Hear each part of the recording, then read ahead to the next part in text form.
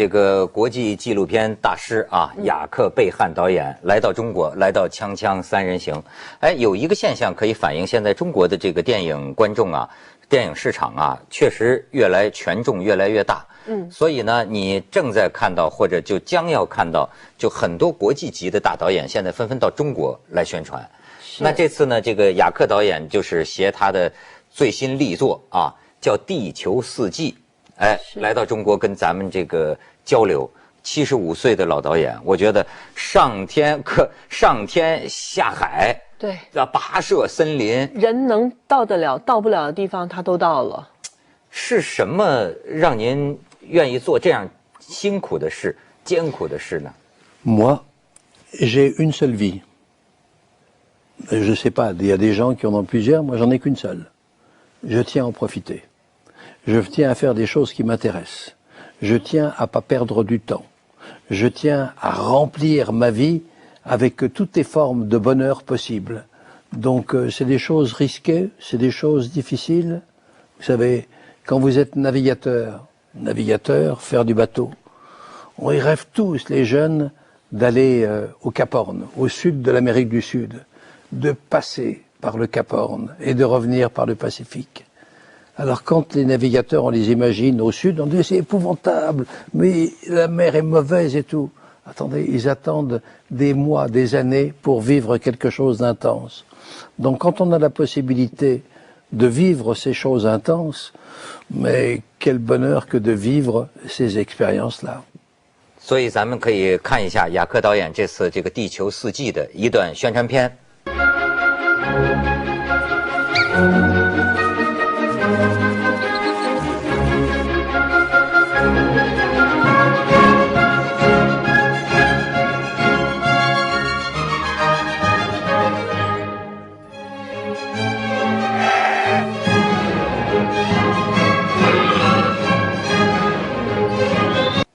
哎，而且这个雅克导演啊，他这个为人所称道的是他的这个动物的纪录片呢，不仅是个动物世界，其实它是人文情怀，甚至有哲学的这种情怀。比如说他可以探索地球说2万年的历史，很穿越啊。甚至你知道他们怎么拍啊？他要选择一个景点，要拍这个地方的森林，他要避开某些植物。因为这些植物呢，在1万年前还不存在，所以他要这么来拍，所以有很多这个专家呀、环境研究的团队在跟他们一起工作。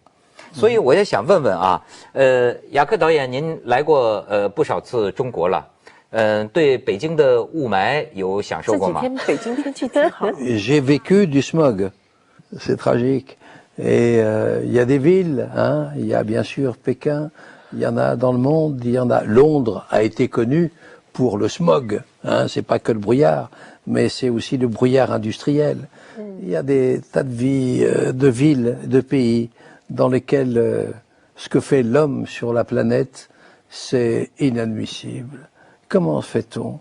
On va arriver à ne plus pouvoir, par bêtise, pour faire encore plus, pour gagner de l'argent, pour avoir encore plus de produits industriels. Donc on va faire des industries et il y aura de plus en plus de brouillard. Est-ce que c'est raisonnable? Mais c'est raisonnable. Imaginez qu'il y ait quelqu'un qui vienne d'une autre planète, un martien.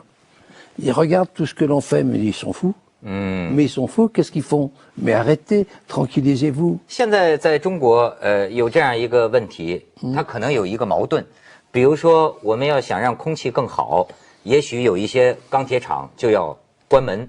那么如果关门了呢，也许会有很多工人，他们就会失业，甚至生活很难继续下去。那这个矛盾，你怎么看？ La société, ce que l'on fait dans nos agglomérations, c'est en complète contradiction avec les aspirations de chacun. Donc chacun voudrait mieux vivre, chacun voudrait que ça change. Puis il y a la collectivité. Et la collectivité, c'est là quelques-uns qui dirigent la collectivité. Donc on se soucie d'une tranche de l'humanité et pas de l'autre. Que voulez-vous, la vie socialement est injuste depuis combien de temps, depuis combien d'années, depuis combien de siècles? Alors faut espérer qu'il y a des beaux exemples. C'est cet homme, cette femme, cette association, qui prennent des initiatives et qui font en sorte, on va faire en sorte que la rivière ne soit pas polluée, qu'il y ait de la belle eau claire et qui sonne juste, c'est comme de la musique de l'eau claire. Donc il y a des gens qui s'y intéressent. Et quand on regarde ici, il y a des tas de gens, il faut amener le plus nombreuses gens à côté de ceux qui savent que c'est important. C'est important parce que il y a deux issues. Où on continue à ce rythme et on va dans l'impasse, on va dans le mur et c'est la catastrophe de l'humanité. Est-ce qu'on le souhaite? Est-ce qu'on le veut? Ou est-ce qu'on veut que dans la mer, il y ait des poissons? Est-ce que l'on veut que les neiges ne fondent pas tout de suite, qu'il y a toujours des neiges éternelles? Est-ce que l'on veut profiter de cette planète qui est la seule dans l'espace? C'est la seule. La seule quand il n'y a pas de comparaison. Si elle meurt, c'est foutu. Et quand est-ce que on parlera, mais pas simplement sérieusement, mais gravement? Quand est-ce qu'il n'y aura pas une COP 21, mais qu'il y en aura une tous les jours? Quand est-ce qu'il n'y aura pas simplement des hommes politiques qui viennent pendant 2 jours, qui réfléchissent et qui font des grandes déclarations? Non, faut montrer l'exemple. Il y a l'exemple, c'est pas les déclarations. Faut montrer l'exemple. Alors les exemples des individus, les exemples des associations et même les exemples des hommes politiques, mais qui les prennent. Mais je pense que les hommes politiques sont beaucoup plus préoccupés par leur propre réussite que le bien commun. C'est voilà le malheur de nos sociétés et on vit, on s'arrange et on espère que ça ira mieux. 我觉得讲到这里哦，这话题就感觉特别沉重。但是我只能够祷告，就是聪明的人类，当你在制造问题的同时，你要想到解决的方式。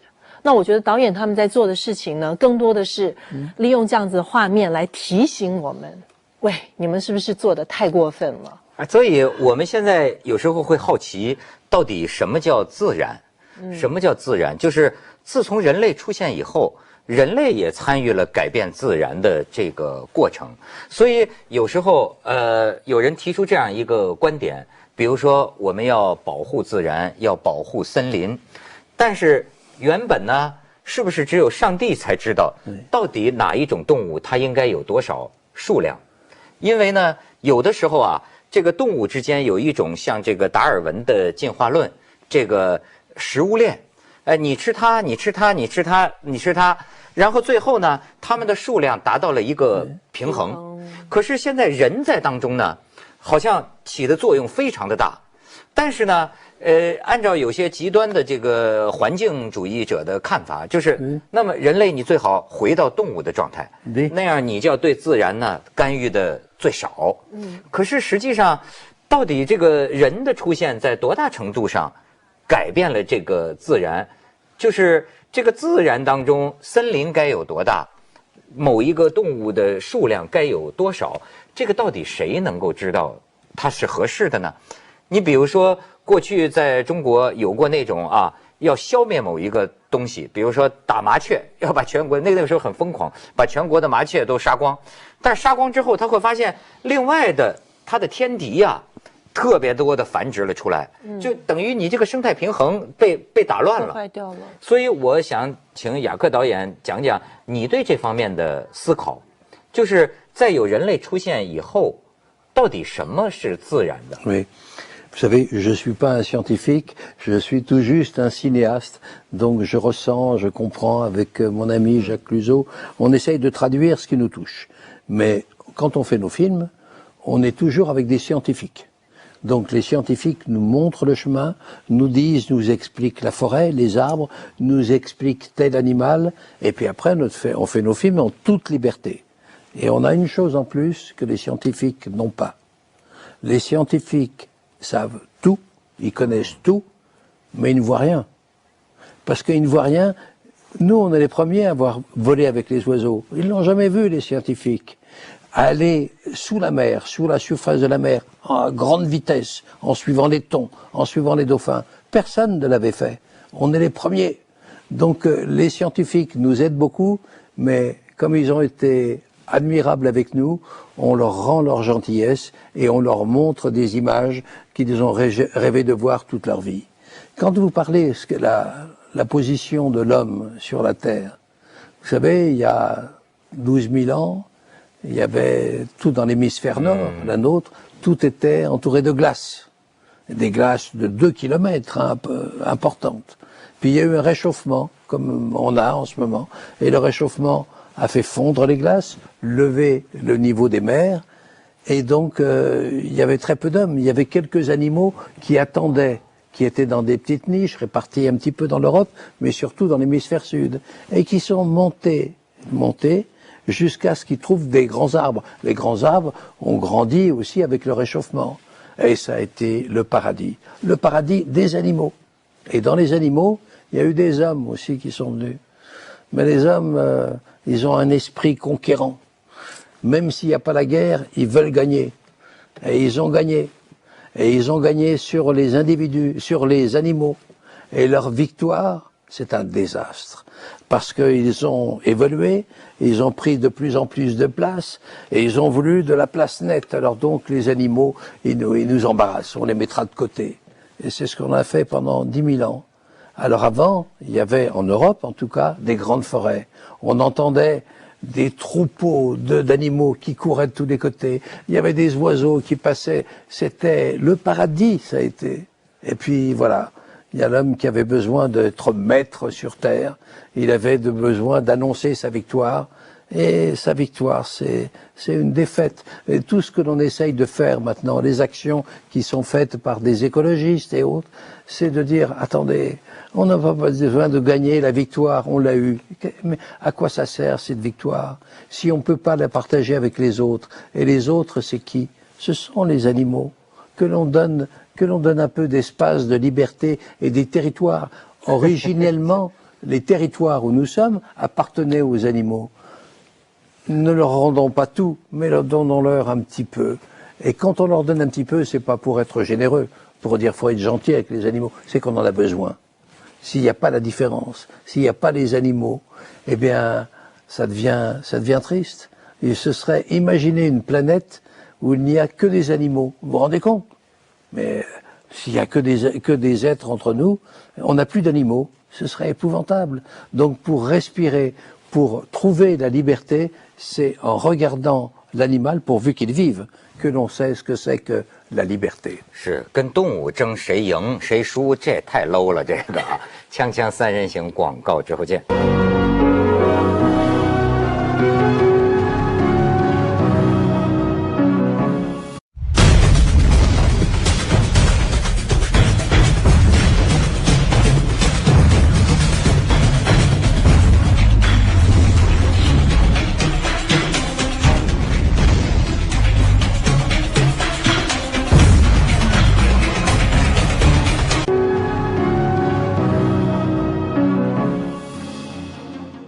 有一些中国的话题，我挺想听听这个法国人的意见啊。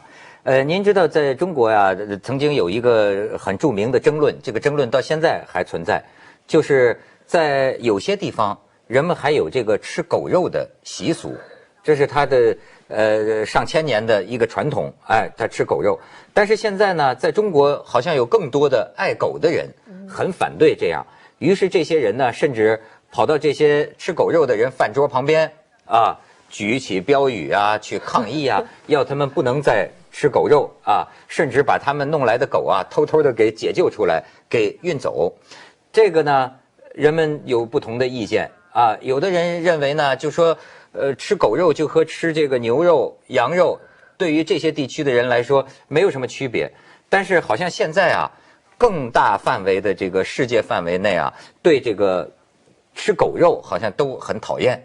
那对这个争论，我想知道您的观点。Moi, j'ai une éducation très européenne, et ça vient pas dans notre esprit de manger du chien. Mais je suis persuadé que nous mangeons des choses en Europe que vous ne comprenez pas. La simple chose, je vous disais tout à l'heure, la première, c'est de ne pas souffrir. Et quand on voit les chiens qui sont mangés en Asie, on imagine comment ils ont vécu jusqu'au moment où on les tue pour des produits de consommation. Donc c'est l'agonie, c'est la souffrance qui est la première chose insupportable. On n'a pas le droit de faire souffrir d'autres êtres vivants. Maintenant, les chiens, Nous, quand on a fait ce film avec Jacques Cluzot, les océans, il y a des pays où on ne tue plus la baleine, on ne la tue plus, parce qu'il y a eu ce film, et les requins, parce que là, c'est interdit. Je crois qu'il y a même une chaîne de restauration en Chine qui ne fait plus manger du requin, tout simplement parce qu'ils ont été choqués par les ailerons qui sont enlevés. 您吃素吗？ Non, non, je suis presque, mais je suis pas encore. 我觉得应该问问导演，就是说这次他为我们带来这部《地球四季》，他最希望我们在这部电影里面看到什么？最大的亮点是什么？ Les points flash, les points de vue originaux, c'est en tout cas de comprendre que il y a des animaux que l'on dit prédateurs, qui sont cruels, qui sont méchants. On a l'exemple en Europe, le loup. Il y a toute une histoire du loup depuis des temps immémoriaux. Le loup, c'est le loup qui va dans les campagnes, c'est le loup qui mange les enfants des villageois. Fais attention quand tu sors, il y a le méchant loup. Et puis, il n'y a plus de loups en France. Il y en a 300, 400, donc on les a enlevés. Et récemment, on a un ministère qui a demandé de tuer encore plus de loups. Mais pourquoi il y en a déjà presque plus? Alors qu'il y a des pays, en Italie, en Allemagne, certains pays de l'Est, de l'Europe, où on accepte la présence des loups. Et ça se passe bien. Mais en France, il y a une telle peur de l'histoire fausse, de la légende du loup, que, ben voilà, on les massacre. Et vraiment, avec Jacques Cluzot, on a 8 loups. Pour faire le film, on avait 8 loups. Donc, ils sont pas terribles. Hein. Je veux dire, ils deviennent, à force de la peur qu'ils nous offrent, que nous avons, donc comme nous avons peur, on se protège. Et donc, on chasse le loup. Et le loup se défend. Mais c'est idiot. Et en fait, quand on dit aux enfants, fais attention aux loups, en fait, maintenant, les loups disent aux petits louveteaux, fais attention aux hommes. Parce que plus dangereux que nous, il y a l'homme. L'homme, c'est beaucoup plus dangereux. 那我们过去没有这种经验，就是在这么近的距离内看一个动物，因为这个雅克导演他就是说越逼近越真实。平常我们都是离着很远的距离在看，我不知道当我们这个人类的情感呢，跟他们就是面对面甚至面贴面这么近的距离的时候，会有什么新的发现，或者在心里啊会产生什么震动吗？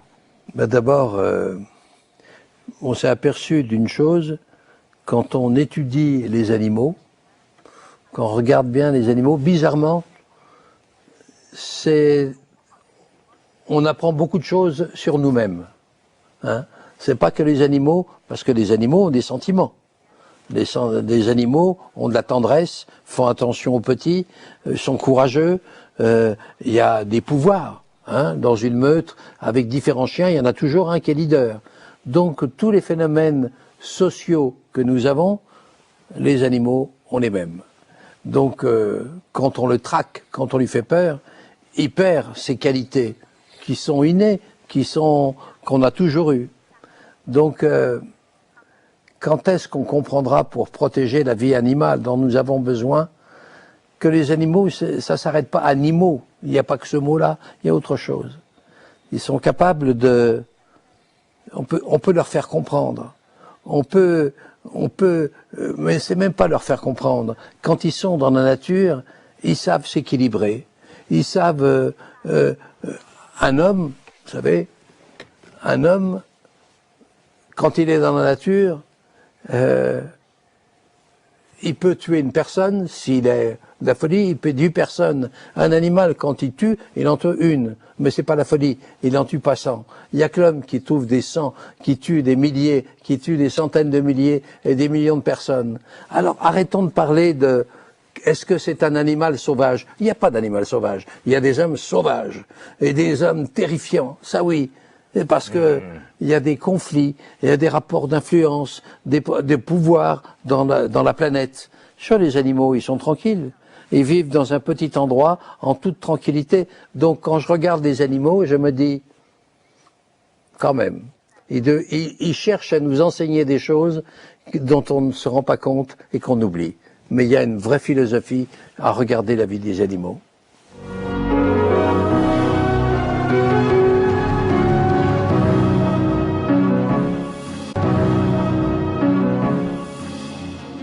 咱们这个国际大导演来了，广美作为国际影星是吧？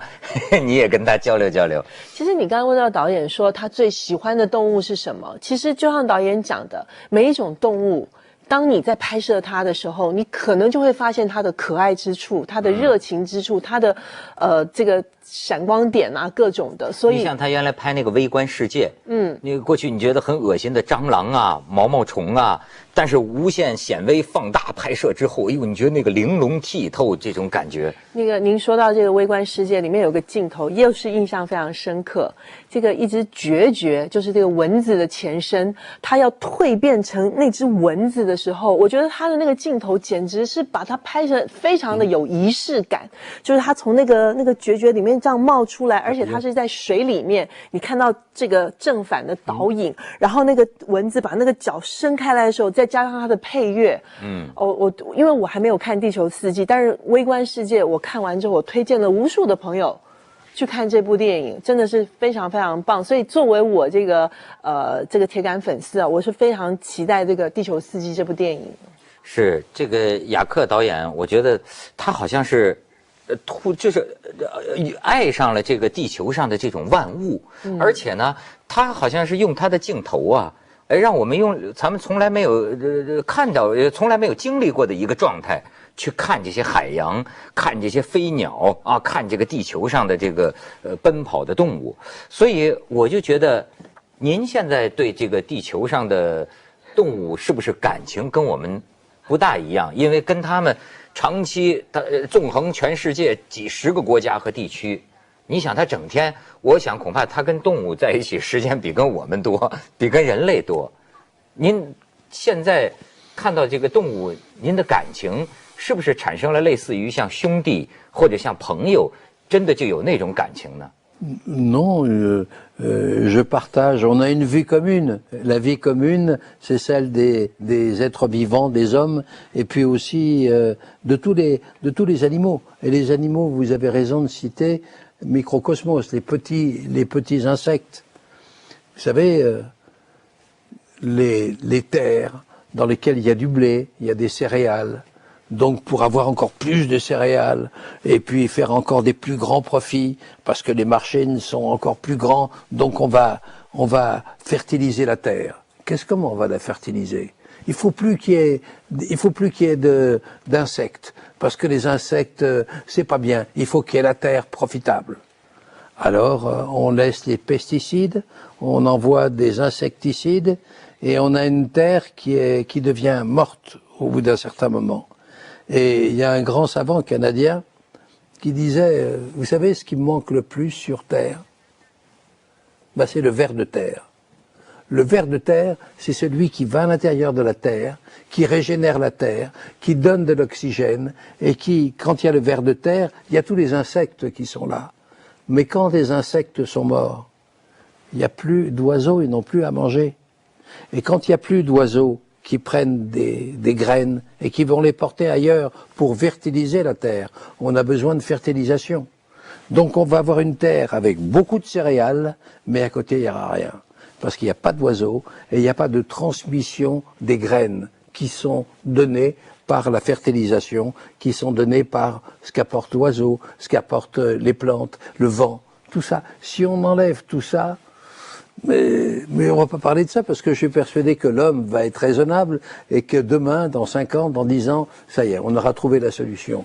Et donc, moi je pense aussi que quand on est au bord de la catastrophe, quand vraiment il n'y a plus moyen, c'est là où on devient un peu raisonnable. 那我也想问问，您拍了天上的飞鸟，拍了这个海里的鱼类啊，他还拍了喜马拉雅山上的这个人啊，叫天地人嘛，陆海空。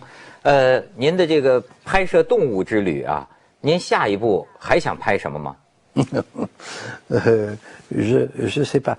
Si je sais, mais je n'aime pas tout à fait annoncer les films, parce que quand je les annonce, il faut que je cours après. J'ai l'impression que l'annonce du film va trop vite pour moi, et donc j'ai besoin du temps pour réfléchir. Voilà. Alors donc, je sais pas. Je préfère dire je sais pas, mais on a des projets. On a des projets. Voilà. Et puis, j'ai eu la chance d'avoir un camarade, jusqu'à présent, Jacques Cluzot. Et on s'entend très bien. Très, très bien. 当然，你原来是拍政治电影的，是从什么一个契机让你想拍自然当中的动物呢？ Parce que c'est politique, un animal.